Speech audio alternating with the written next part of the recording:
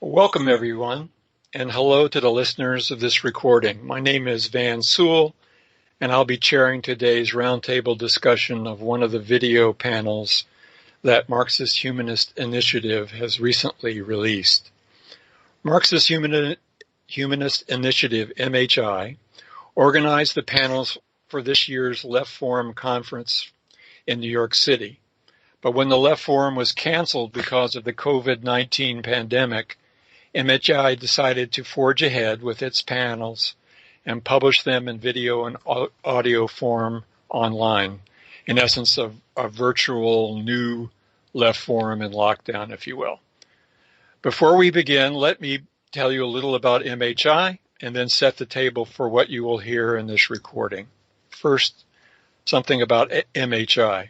Marxist-Humanist Initiative aims to contribute to the transformation of this capitalist world by projecting, developing, and concretizing the philosophy of Karl Marx and its further development in the Marxist-Humanism articulated by Raya Donevskaya.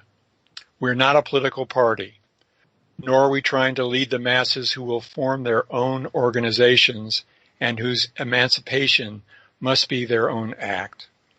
But we have seen that spontaneous actions alone are insufficient to usher in a new society. We seek a new unity of philosophy and organization in which mass movements striving for freedom lay hold of Marx's philosophy of revolution and recreate society on its basis. Now, secondly, about procedure. In this session, we'll be commenting on the video panel that we have called The Poverty of Populism, a Marxist-Humanist critique of Redistributionist politics. The presenters were Andrew Kliman, Brendan Cooney, and David Matchett. With me on Skype today are members and friends of MHI, as well as the panelists that I just mentioned. We'll be commenting on the presentations, asking questions, and engaging with one another. Because everyone here has watched the video of the panel, we won't take time trying to summarize it. We'll assume that everyone out there listening to our discussion has also watched it or listened to it. So if you haven't done so yet, I suggest that you do so first and then listen to this discussion afterwards. Links to the videos of the presentations from this panel can be found on this audio's page on both YouTube and the MHI website. Again, for those who don't know, Marxist-Humanist Initiative, .org. We'll begin by discussing Andrew Kliman's presentation entitled Wealth Inequality in the U.S., Its Level, Trend, and Significance. First, we'll hear from Adam Plant, who's been designated as a discussant and who has a prepared comment. He'll have up to 5 minutes. Then the floor will be open for discussion.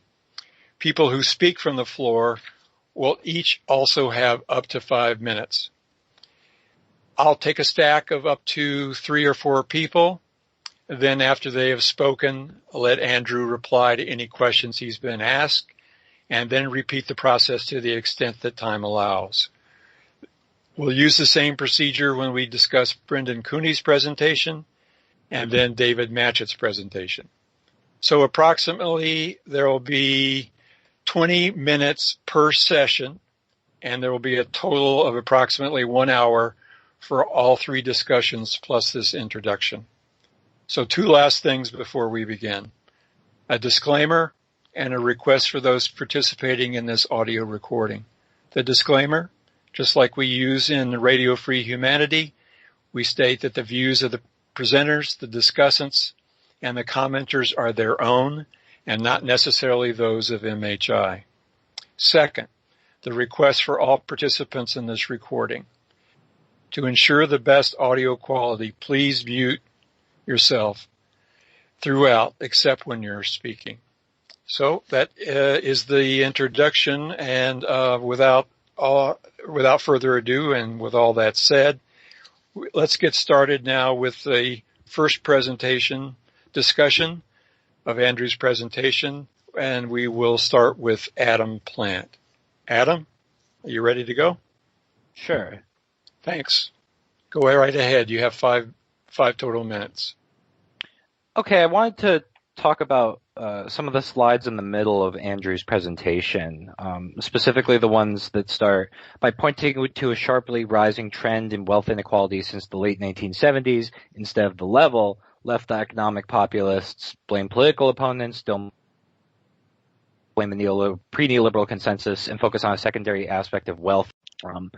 And I wanted to reflect on that in light of something that Brendan Cooney said during the discussion period, something to the effect of that there's an integrality of left populist economics and politics, specifically that there's a relation between their economic analysis and the policies that they propose and what their political agenda is. And I wanted to read two quotations, one from Brendan and one from Andrew.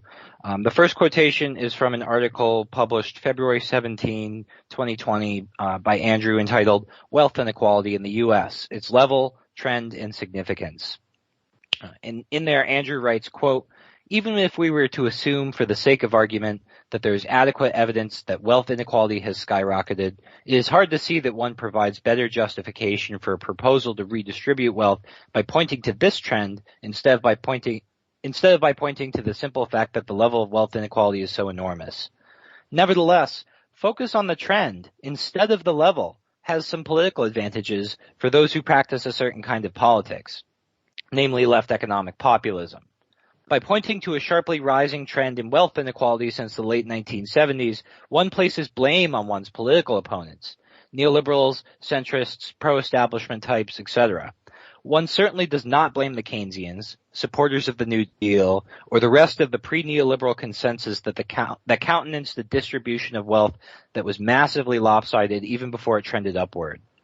And by concentrating on the purported trend, one focuses on a secondary aspect of wealth inequality that tax manipulation and other redistributive measures may be able to ameliorate, instead of the primary problem, the massive level of wealth inequality, that will persist even after redistributive measures have done what they can do.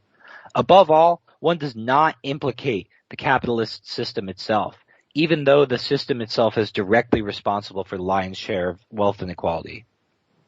And then here's a comment or a quotation from a piece that Brendan wrote entitled Against Left Economic Populism on August 10, 2017.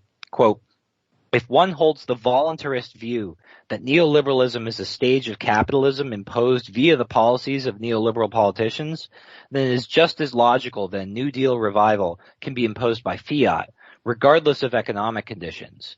It is a logic reinforced by the myth that the New Deal was responsible for the U.S. economy's recovery from the Great Depression. And Brendan goes on to analyze those myths in the piece.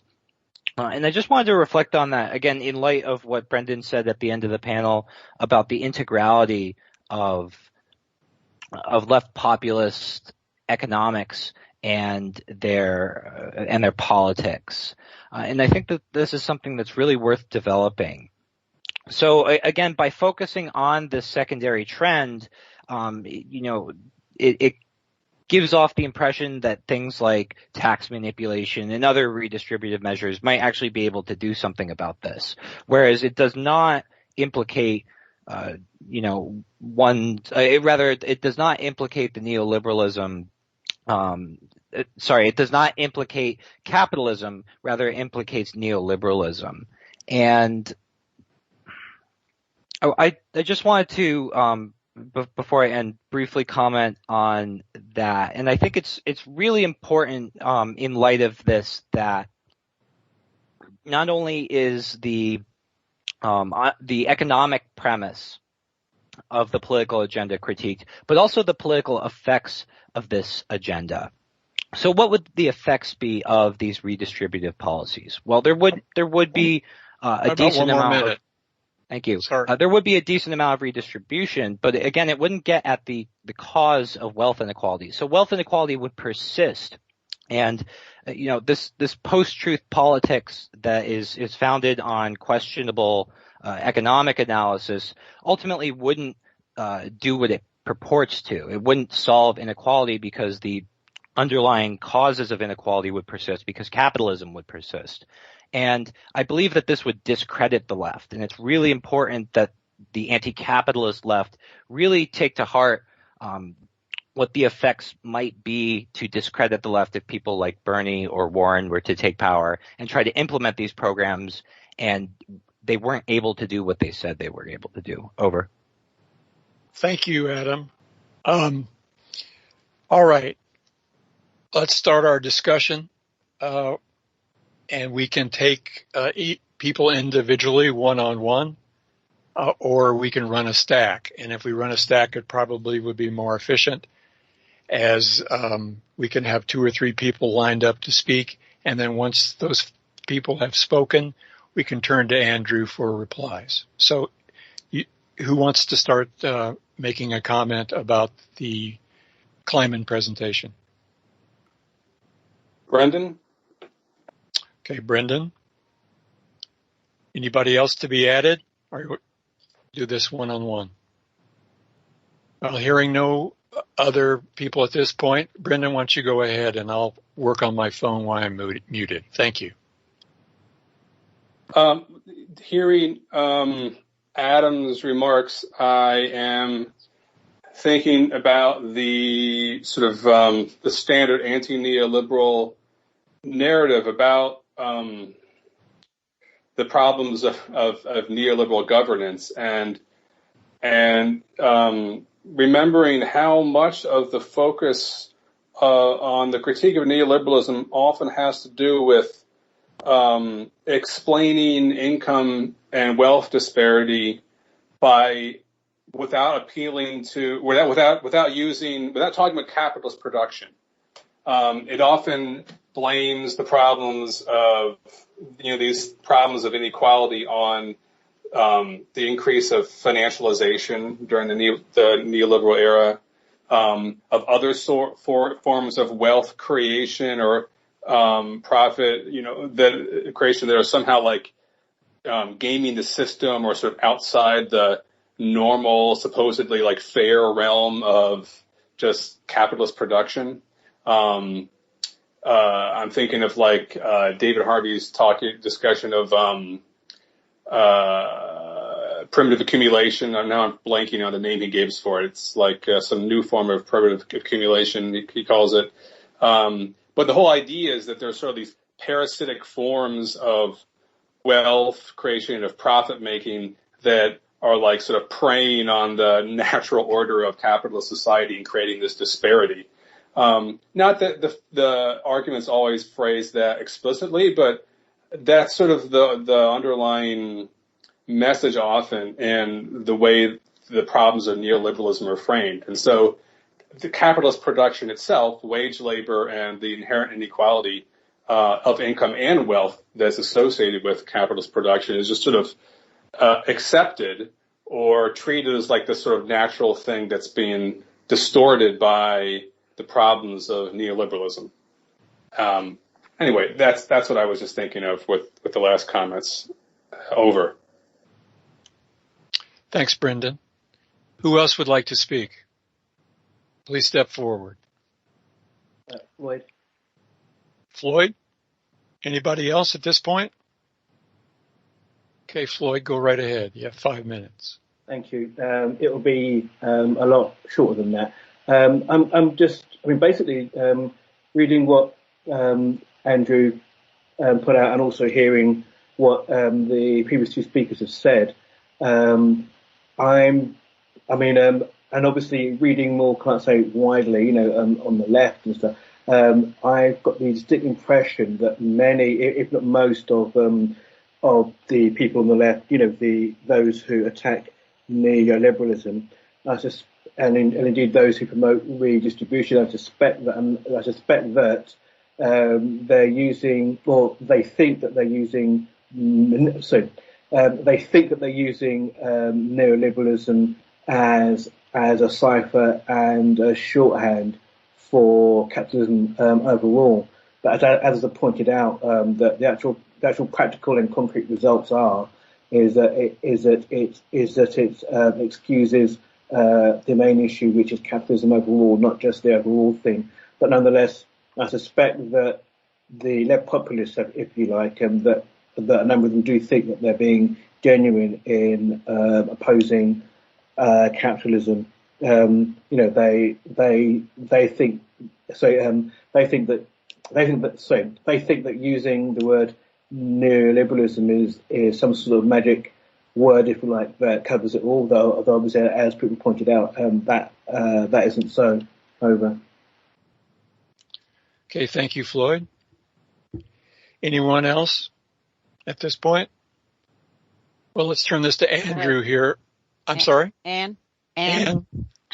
Yeah, I just want to reemphasize the main point, or what I consider the main point of the talk, which is the age-old problem with the left, or some of the left, in confusing trends with levels. As Andrew points out over and over, the problem is there's always been disparities in wealth, right? The rich always were rich. The poor always were poor. As capitalism has developed productivity and resources, there has been more for everyone.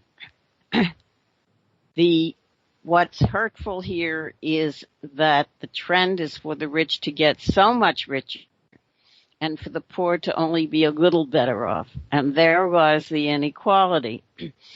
But what's totally wrong is to say that the rich are getting richer because the poor are getting poorer, because the poor are getting poorer because the wealth is being transferred from the poor to the rich. This is completely insane. It sounds as if there's a little pot of wealth somewhere. It's sort of like the pot of wages and other costs that some people in Marxist time thought had to be divided up. It's completely missing the relationship between the workers and the means of production. Here we have people thinking that the only way the rich could be getting so rich is if they're stealing from the poor. Well, yeah, they're stealing their labor power in one sense, but they're not stealing their money. Everyone's life has improved. If it hadn't, there would have been a revolution against capitalism a long time ago, but it does have this capacity to better everybody a little bit. It doesn't excuse the gross inequality. But I mention it because it's the gross stupidity of some of the left that thinks the only way they can explain what's going on or justify the need to take the wealth away from the rich or have a revolution, in our case, it's what we want to do, that they think the only way they can do it is to say the rich are going out and robbing the poor. So I think the very least we need to understand the difference between the trend, the rate, the way accumulation leads to the rich getting richer, and not talk about the anyone stealing from anyone else. I mean, Andrew had this similar problem when he was writing about wages and the wage differentials, because people thought, well, the high wage people were stealing from the low wage people or something. But the fact is, if the low wage people were all making $500,000 a year, they wouldn't be terribly concerned, I think, if the high wage people made a little more. It's because there's so much poverty, so much deprivation, so much misery in the world that we care so much about these disparities in wages and in wealth. Over. Thanks, Anne. Before I turn it over to Andrew for replies, I just want to add something myself, unless somebody else wants to speak. Not hearing anyone. Sure, Van. Yes. Can I just get a couple seconds? Sure. Go ahead. Yeah, I am trying to digest. Who's speaking, please? This is Mike. Hello, can you hear me? Go ahead, Mike.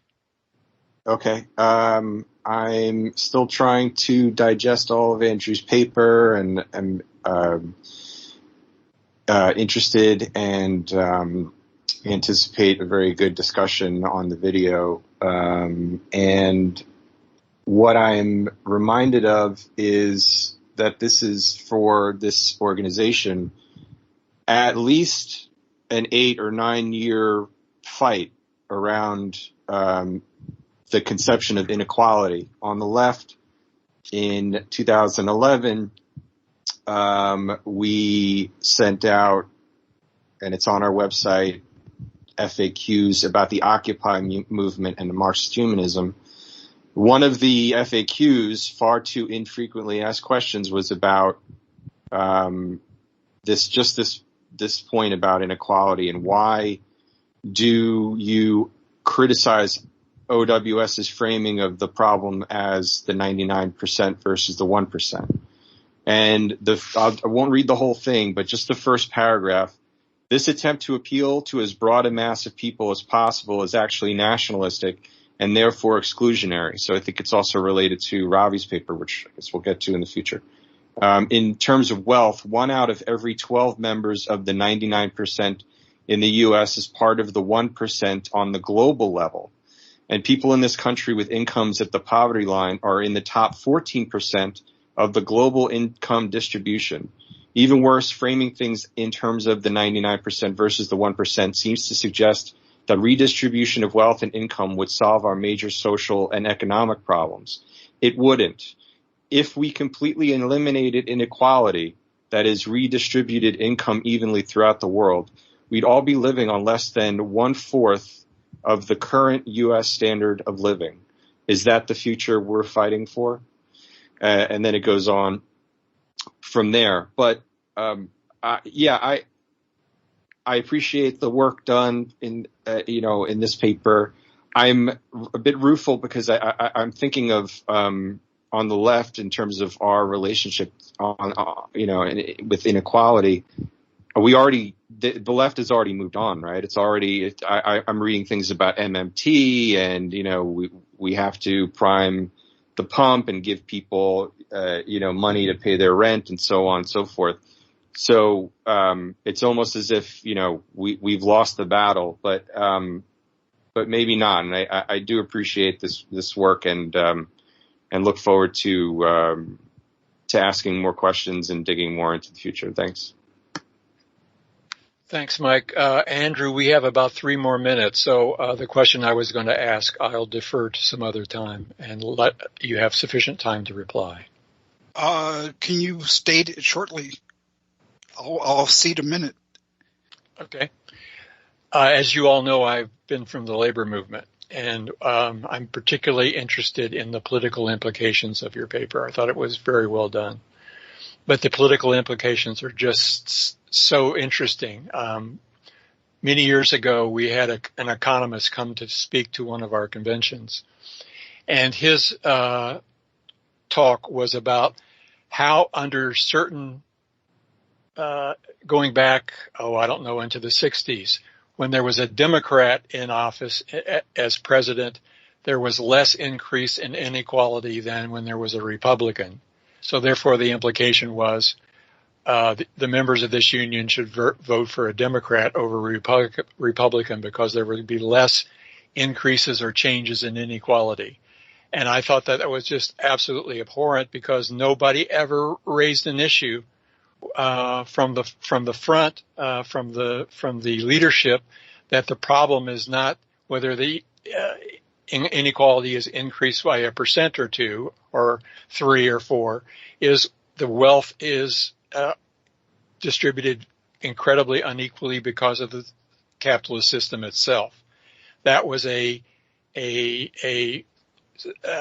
verboten topic, and no one was supposed to go there. All you're supposed to be doing is being tracked into one position or the other, and you reflect that in your talk and I thought your presentation, and I thought that was very appropriate.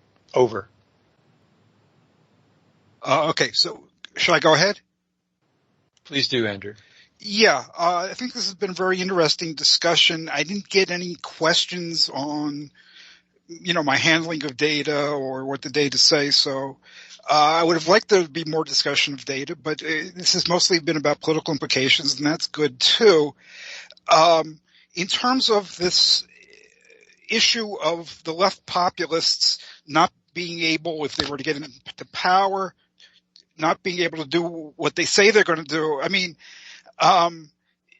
in terms of what I was putting out there, they might be able to, shave off, as Van was talking about, they may be able to bend the curve, as we say, in terms of rising inequality, if it's indeed rising, maybe a little redistribution could, smooth things out a bit around the edges. But what I was trying to get across in the paper is that the main issue is the massive level of wealth inequality.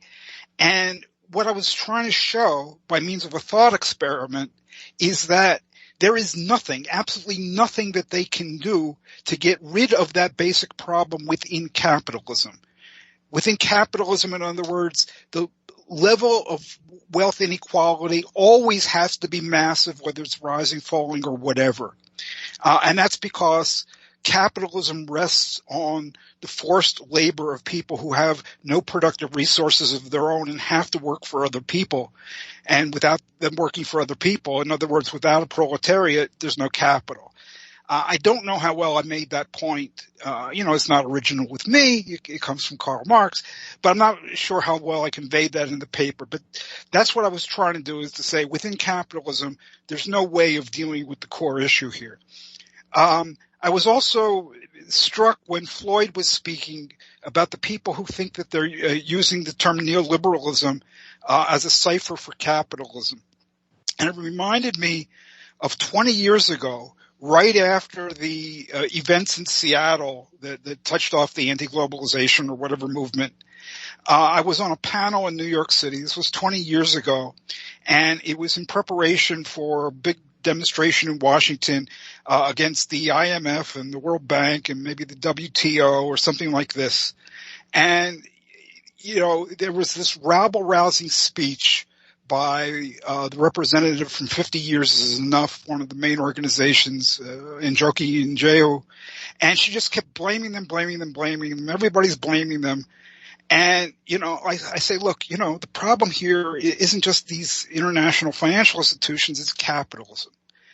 And the response I got was, well, yeah, we talk about the IMF, we talk about World Bank as a way to symbolize capitalism. And I say, okay, that's all well and good, but you should talk about that which you're symbolizing. Okay, you only talk about the symbols, not what you're supposedly symbolizing. But of course, there was no discussion of that. So I think these people are trying to have it both ways. To communicate to certain people who are supposedly in the know, we really mean this, without having to come out and say it, so that they can broaden their base and keep certain people happy, to their right, to their left, and so forth. And it's just, basically it makes politics just a matter of gaining support without any real rigor or honesty to the discussion. Over. Thank you, Andrew. And we're just slightly over time. So that concludes the discussion of Andrew's presentation. Let's move on to the second presentation from the video. Brendan Cooney, whose presentation is entitled Marx, Proudhonism, and Redistributionism. And our discussant that we had planned, Ravi Bali, is ill, and we wish him the best and a quick recovery. So since our discussant is absent, we can open the floor directly for discussion. Who would like to speak or ask questions of Brendan in this section? Floor is open. That you, Ann? No, but I think Andrew's got something prepared. Yeah, I mean, I can do a few things. I had prepared something to say about both kind of together, Brendan's presentation and David Matchett's presentation, and because there's a commonality there. But when I learned that Ravi wouldn't be able to make it today, I looked over Brendan's presentation again. There's a couple of things I can say about it. So if allowed by the chair, I'd like to do the first and then segue into the second. Hearing no objections? That sounds fine, Andrew. Why don't you proceed? 5 minutes. Okay. I mean, what both Brendan has done and David Matchett has done is to look at the ideas of Karl Marx in relationship to this question of redistribution and the politics of redistribution. And this is not the first time that the Marxist-Humanist initiative is doing this, but the concentrated focus on really trying to get at what Marx had to say about this in a systematic way, this I think is new. And I wanted to share a bit of an email message I received a few days ago from a guy who I don't know, I hadn't heard. This was the first communication.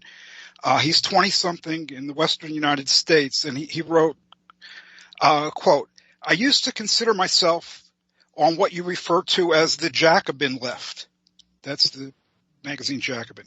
"I'm a member of my local DSA, Democratic Socialists of America. I knocked on doors for Bernie Sanders and so on.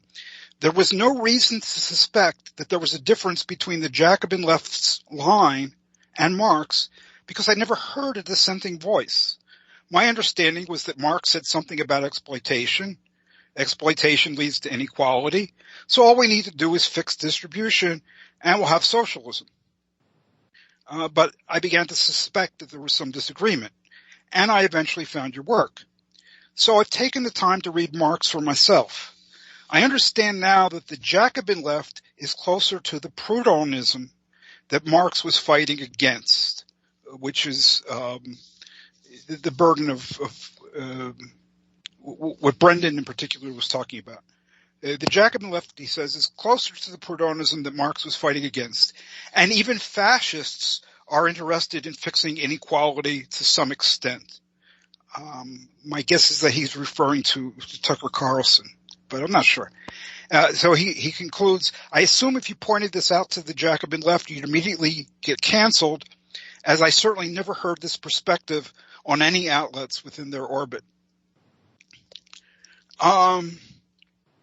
What I conclude from this is that MHI is getting somewhere. If the person who wrote to me is at all representative of others out there, and I suspect he is, excuse me, then there's a potential audience for Marxist-Humanism that's much broader than what currently exists. And if he's at all representative, the dominance of redistributionist politics on the left is largely due to people never hearing a dissenting voice. So I think we have to redouble our efforts to fight back against the canceling of Marxist Marxism, Marxist-Humanism, and Marxist-Humanist initiative. The guy who wrote to me has gleaned that there's indeed a difference between the Jacobin left line and Marx, as he put it. He's gleaned this by reading Marx for himself and from what we've said and written. But I don't think that we can continue to afford to put so much of the burden on other people's shoulders. Nailing down the differences between Marxist Marxism and redistributionist politics and making these differences crystal clear to others, as well as working out the philosophic sources and the political sources of these differences, and working out the ramifications of these differences for praxis today, I think that these are things that we need to do, and to do them carefully and systematically and completely. Brendan and David Matchett and others working with MHI have begun to do this work. I think it's hugely important, and I think it needs to continue. I think it should be seen as among the top priorities for Marxist-Humanist initiative. And I would strongly encourage people who are outside the orbit of this organization to lend their assistance to us as well. Right. So as I said, I think this stuff needs to be done carefully, systematically, and completely.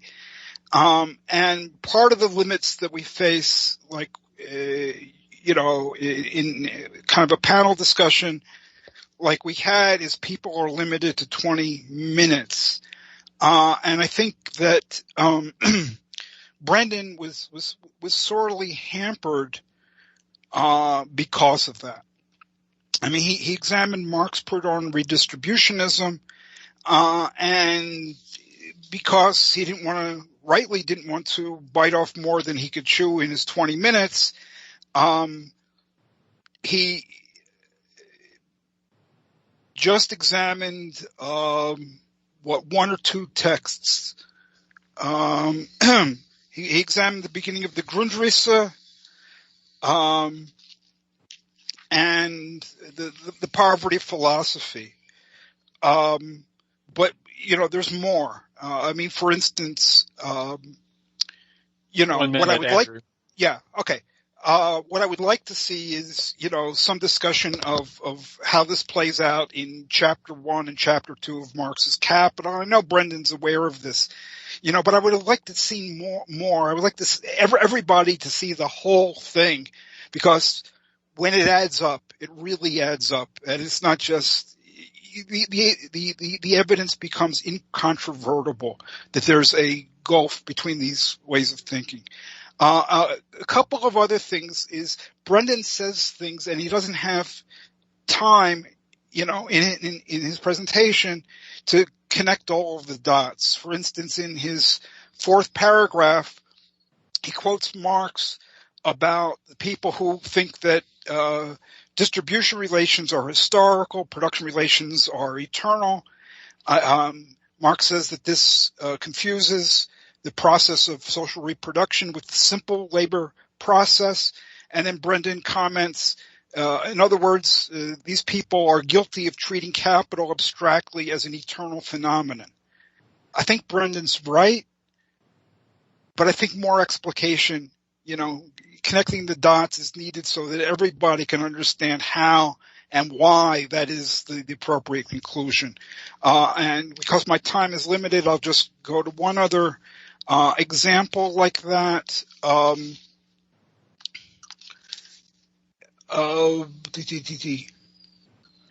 Okay, so against Proudhon, Marx goes into great detail, Brendan says, to explain that instead of being an unachieved ideal, the determination of value by labor time in capitalist society is the present reality. And it's kind of left at that. I think, again, that is right, but the problem is it doesn't seem right because, commodities don't have values in proportion to the actual amount of labor that it took to produce them in the individual case. And so to see that it's right, one needs to understand directly and indirectly social labor. And Brendan alludes to that, but doesn't really have time to develop it at the end of the paragraph in which this occurs. So we need more of this stuff, people. And also, I don't think we should forget what we have done thus far.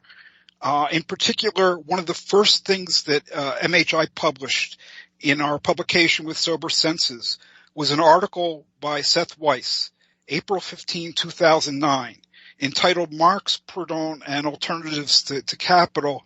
I think we should, keep reading that. It has a lot on direct and indirect social labor. and it should be cited. Over. Thank you, Andrew. Anybody would like to get in on this conversation, either with issues that Andrew has brought up or that things that were presented by Brendan in his presentation? Floor is open. We have about 10 more minutes on this topic. Anyone? I'll call on myself if no one else is forthcoming about questions.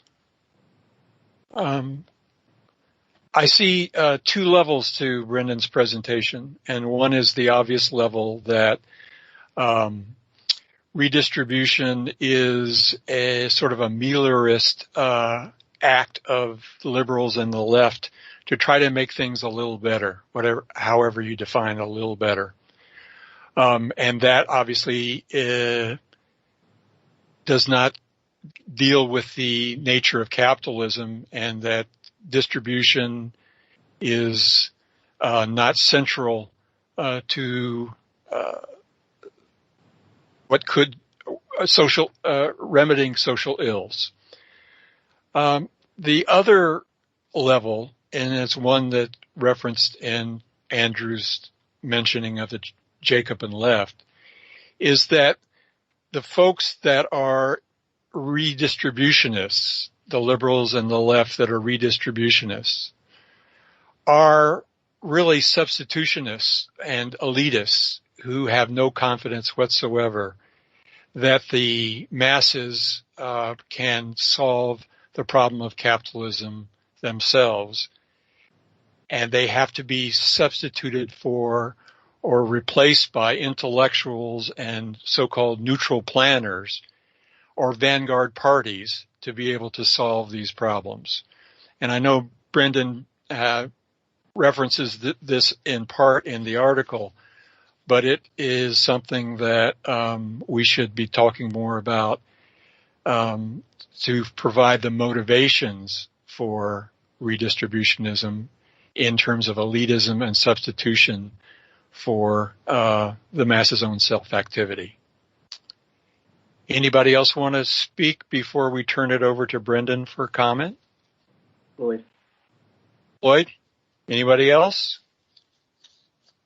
Okay, Floyd, why don't you go ahead? thank you. I really enjoyed reading it, Brendan. The whole thing. The thing is, though, is on page 5, I think, you mention about MMT, which is modern monetary theory, and I was just surprised that you didn't also mention about universal basic income, because back in, I would say, 2015-ish, there was, this was in the UK when people were talking about austerity hitting the working class, and it was happening at the same time as the political rise of Jeremy Corbyn, who was leader of the opposition, who was the leader of the Labour Party. A number of left-wing economists here in the UK were also putting that forward as a means of ameliorating some of the worst aspects of poverty and austerity, especially in relation to the low paid and people on benefits. And it got a lot of people excited, and a lot of people thinking this is one of the ways of which we could get, in inverted commas, socialism in the UK. Obviously, it wasn't tackling, the fact that it was capitalism that's causing the inequality, not necessarily neoliberalism, but nonetheless it was a very popular theory at the time, and indeed still has its advocates on the left. I think Grace Blakely, who again is a left-wing economist, is one of its advocates still. I mean, it's just it's not even really a criticism, just an observation, and maybe talking about it, might have included it, because I think it was also talked about in the US as well amongst the Bernie supporters. Over. Eric. Eric, go right ahead, please. Hello there. Hi there.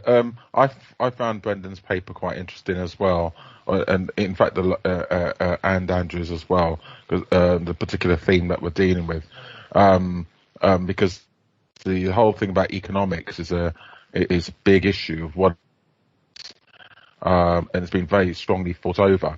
And one of the things that I find really interesting is that Brendan says the poverty of philosophy ends with Marx's discussion of Proudhon's opposition to combinations of workers and strikes, and it's a fitting way of closing the book as it really dramatizes not only what is at stake politically in the difference between Marx and Proudhon, but also the different understanding of the historical subject and how this produces widely different modes of thought.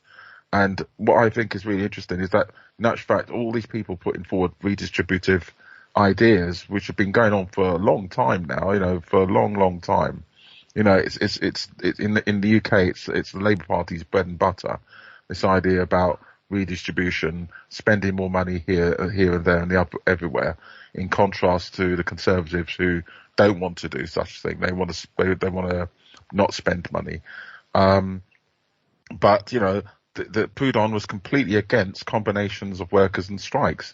He opposed striking, and that is one of the main policies behind the Redistributionists, is to oppose the actions and activity of workers. They only putting forward these policies. Right, it's seen as some kind of a radical bent now, a radical politics now. But the whole point is to stop upheaval of workers, and that is such an important point to make when people are coming up with all these little plans, these little projects about let's pay people more universal benefit, or let's spend more money on the National Health Service or Medicare, whatever. It's about stopping uprisings, and it's about stopping workers realizing the conditions of their life, and by making people think that something else can be done, which is, let's just redistribute a bit of tax here and there, or let's tax the rich more heavily, and things will change. And now we've had a few hundred years of these kind of ideas, this kind of redistributive ideas in all kinds of different countries, in all kinds of different situations, from very poor countries to very rich countries, and literally nothing has changed. There's still the huge disparity in wealth between the bourgeois class and the working classes, and basically that is the main point that we should be making against the Proudhonists and redistributionists thinking. Over. Thank you, Eric. Brendan, we have about 2 or 3 minutes here to summarize. The floor is yours. Thank you. Great discussion. Andrew's right that there are a lot of things I had to leave out of the paper, and I agree with him that the stuff that MHI did early on as an organization, writing about directly and indirectly social labor and the of Marx versus the Redistributionists. One of the things I had to cut out of my paper just for time, so I could fit it into the presentation, was just a few paragraphs about Proudhon's rhetorical style, which was inflammatory and very populist. And it seems like it probably, his fiery style and his mode of sort of coming up with catchy slogans and provocative statements was probably more responsible for his popularity and influence than any like internal coherence or honesty as a thinker. And some of the stuff I cut out of my paper was just, I was struck by the similarity between that aspect of Proudhonism, that sort of indirect relationship between fiery populist rhetoric and lack of theoretical clarity, or even like it's the way that aspect of Proudhonism goes hand in hand with this like reformist, really sort of like anti-proletarian ideology, that has such striking parallels today with something like the Sandinistas, who have all this fiery rhetoric about inequality and, F the rich and, fight for the 99%, but then their politics are horrible. They're horrible reformist, like, pro-capitalist politics.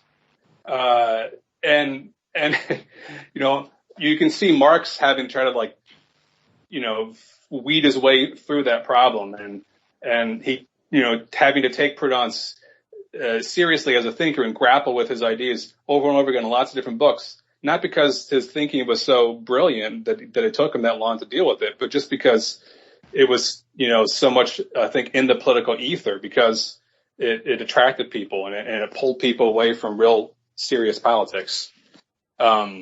So, the names change, but the struggle continues. Over. Thank you very much, Brendan. I guess that concludes the discussion of Brendan's piece, and we'll move on to our last piece for the day. David Matchett spoke on the limits of redistributive state action, Marx's analysis of the Silesian Weavers' Uprising. But before we get to the discussion, let's turn to Eric Andrian for a comment before we begin. Eric, the floor is yours. Thank you. Hello, can you hear me? Yeah.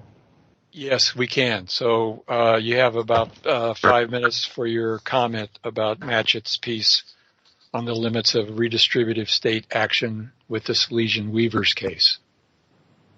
Right, okay. So Dave Matchett used the 1844 Silesian Workers' Uprising as a way of illustrating the fact that people have been asking for a solution, using the idea of redistribution.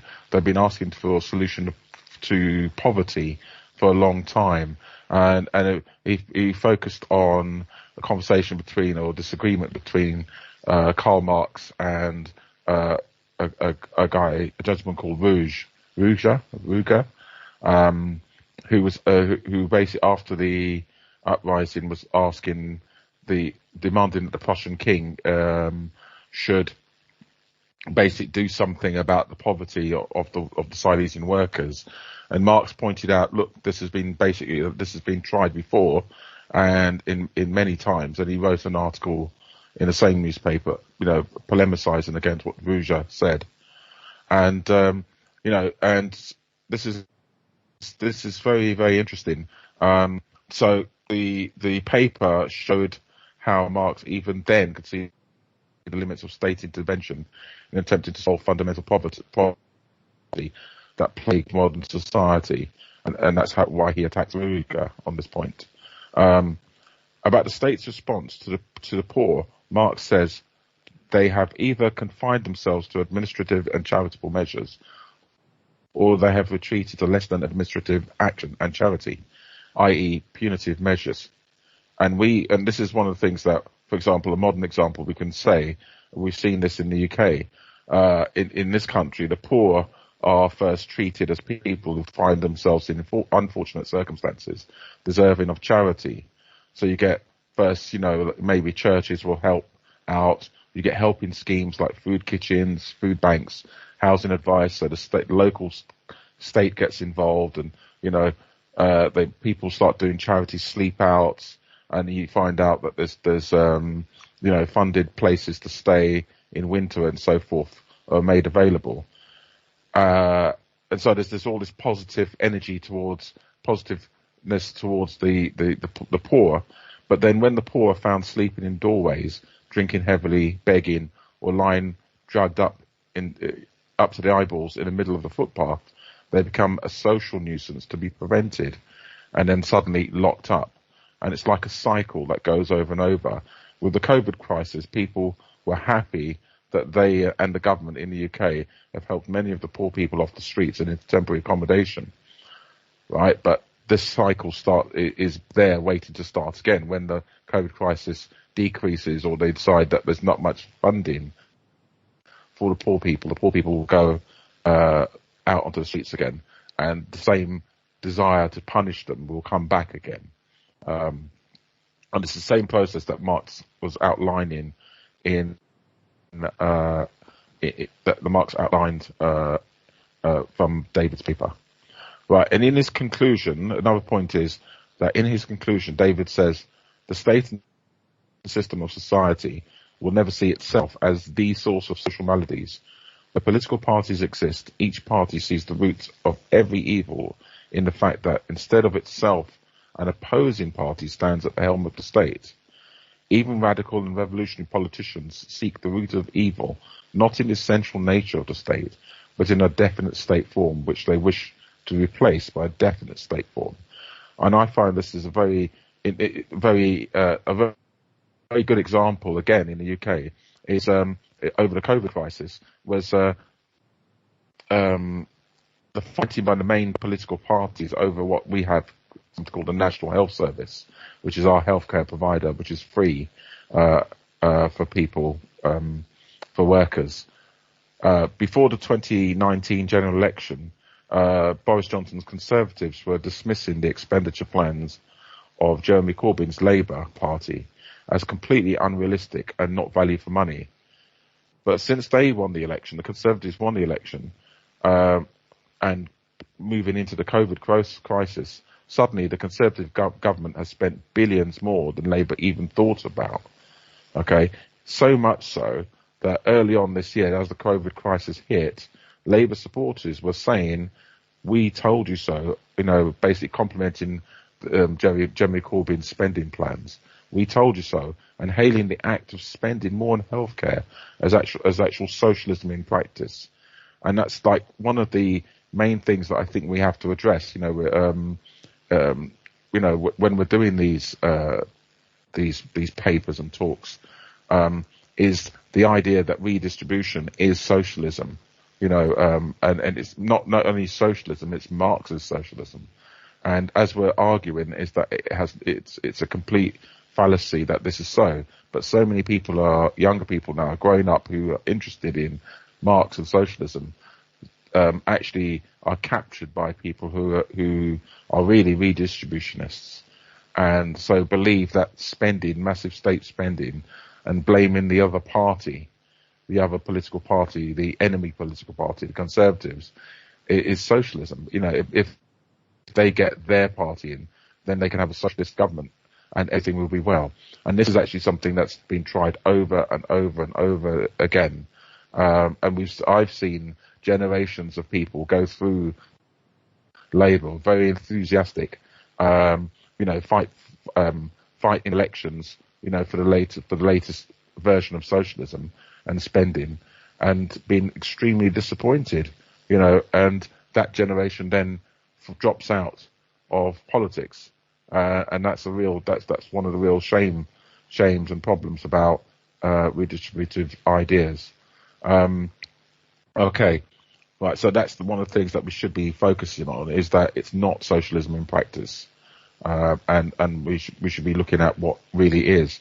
My question to David was, I have a quick question to end. Is to David was to the reformists, it seems very natural to do what they do. From their point of view, of course, you've got to take control of the state to alleviate social problems. That's how it's always been done. And for them, their actions are ingrained over years of practice. Okay, so just a question to David. I know he answered it before in the video panel. It was a really good answer. But if anybody else wants to comment on that, how do you think we can begin to challenge this idea that reformism of that sort, state spending, is natural and should be the way forward? Over. Thank you very much, Eric. David, you want to handle that question right away, and then we'll see if anybody else wants to chime in here, particularly those who haven't spoken.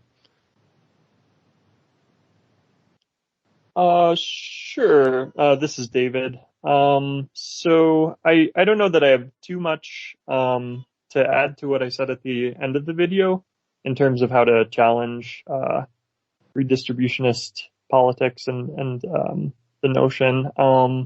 I do somewhat challenge Eric's contention that my answer was excellent. I feel like actually there is I'm not sure, aside from just sort of explaining it, I'm not sure how to really make a compelling argument. So I would be very curious to hear what other people have to say about it. Well, before we do that, why don't we reiterate what you said at the video that Eric was referencing? So I believe what I said. I don't have it in front of me right now, but the basic substance was that it can, kind of in the world we live in with any kind of lack of political imagination or even a reformist imagination, it feels very radical to make these demands, whether for Medicare for all or what have you, expanding NHS. But I mean, in essence, it's just not radical. It's sort of a stabilization mechanism for the capitalist system itself. So I think that was the substance of what I said. Over. Okay. Thanks for that clarification. Anybody else want to ask a question for David or make a comment on the presentation? You haven't spoken? Anne? Mike? I have spoken. I have spoken. Let's start with Anne and then go to Mike, and then we can conclude if David has any final comments. Okay, go ahead, Anne. Yeah, the piece by Marx is all cast in terms of asking the state for redistribution, and David's entitled his paper "State Action," Redistributive State Action. But actually, it's not. The state was very different back then. It wasn't into so many things. So it's not a strictly one-to-one situation with today. And to the extent that the state has to do something so that there isn't a revolution, in other words, the last comment was about, being forced to do something for the working class so they wouldn't starve or something. Well, that's not only true of the state. I mean, that's when the capitalist raises wages, it's not because he's become a kindly soul. It's because he has to if he's going to get the workers to keep coming to work. So I think we need to just distinguish a little bit between the state as part of capitalism as a whole, and who's giving what to whom. So I'm not disputing anything that anybody said about redistributionism, but I think the emphasis should be on the left trying to present that as revolution when it has nothing in particular to do with revolution. Over. Thanks, Anne. Mike, you have the floor.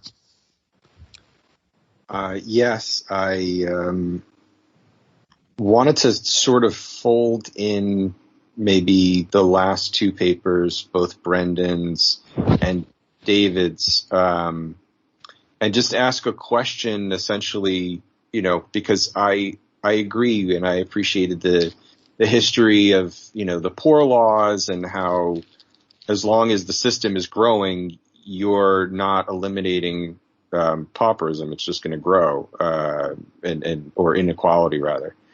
And that no matter what you do, it's feeble, but at the same time, we're sort of hamstrung in these fights, right, with Jacobin types and other redistributionist left populists, because what everybody, I mean, maybe people in UK and other countries are not especially clear on, but everybody in the US who's not working was getting $600 a week for pandemic assistance, emergency assistance. And now there's a fight around an extension of that, and Trump seems to want to extend at a lower level, but then also make the states, it's a mess, and totally it seems to be coming from FEMA, which is an emergency, like,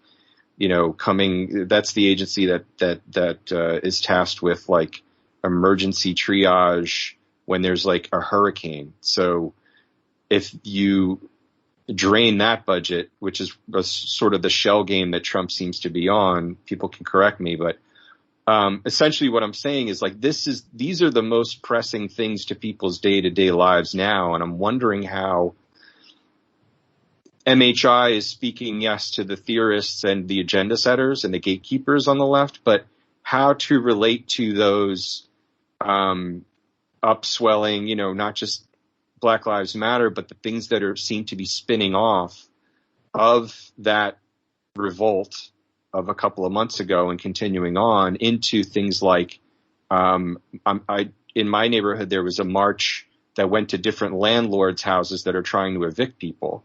So that's, I would say, in a way, you know, it's not entirely, but in a way that's a redistributionist call too, to, you know, cancel rent, right? Because somebody's going to take a haircut. It's just going to go, for once, what the demand is for that to go up the chain, right? To landlords or people who own the mortgages or whatever, rather than it being on the backs of people. So how do we relate to that rather than just, and I think it's important. I totally agree, but we can't just hit them with, you know, Marx's can the existing relations of production and distribution which correspond to them be revolutionized by a change in the instrument? You know, that's all well and good, but how do we push the movements that we see now into that direction and not sort of dismiss them? Not saying that that's what anybody wants to do, but I just thought I'd bring that up. Thanks. Thanks, Mike. We're a little over time here. We have a minute or so left. Anybody want to take it up? Anything else about the topic, or do you want to turn it over to David for final thoughts? Right. Andrew, I would like to say something briefly. Okay, Andrew. And then we'll conclude. Yeah, I think, you know, Mike is right. I think there's absolutely no doubt that, you know, tens of millions of people need emergency relief right now in the United States. I also want to make sure that listeners don't think that we're opposed to that or to Medicare for all or anything. I mean, reforms that benefit people are good, and we're in favor of that. The point is when, you know, you get excessive claims for these things, like this is the coming of socialism. And it becomes really problematic because it's not just that the people we're fighting, you know, are calling for emergency relief. They're planning to, you know, do some major thing, you know, some show at the Democratic convention if the Democratic Party does not endorse Medicare for all, which is not an emergency measure, but, you know, it's something else. So reforms are one thing. Reformism or reformism is an entirely different thing, and that's, I think, what we got to make clear. Over. Final thoughts, comments? David, do you want to make any final thoughts? Yeah, I can just make a few brief comments. First of all, I think that Andrew voiced very well the distinction between reforms and reformism, and the fact that when you're facing a pandemic, something like, cash payments or what have you are, of course, necessary as an immediate stopgap, but there needs to be an imagination which goes further than that, and a plan to not just stop at reform, but actually revolutionize the mode of production. So I think that point was very well phrased. And I guess to conclude, I'd just like to talk a little bit about what I found so kind of powerful and so interesting about this work by Marx. I think that when you look at left voices in particular, when you listen to left voices in particular, there's always this theme of betrayal that comes about. They might talk about how there was a Keynesian state in the 1960s, and then by the time of the 1980s, it was betrayed by Ronald Reagan and all the rest of it. And it's all kind of wrapped up in subjectivity. But the thing that I found so powerful about this piece is that Marx looks at the presence of kind of some objective forces behind those choices.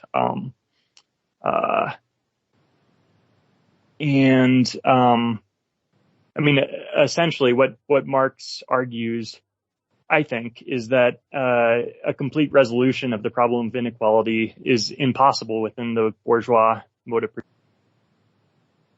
Did we lose you? I can't hear. I think we just lost David. Well, anybody else have 30 seconds before we conclude this discussion? And I want to thank everybody for participating, and also thank everybody who is going to be listening in to this recording. Thank you for your patience with some technical issues that we have. We invite you to continue this discussion with us, and we invite you to make your comments known on the MHI website. And if you've got the audio from our site, you can post the comment at the bottom of the page that you visited with the box that's allocated for comments. And everybody else can find the link to the page on the recording's YouTube link. So again, that's all for now, and thank you all, and good night.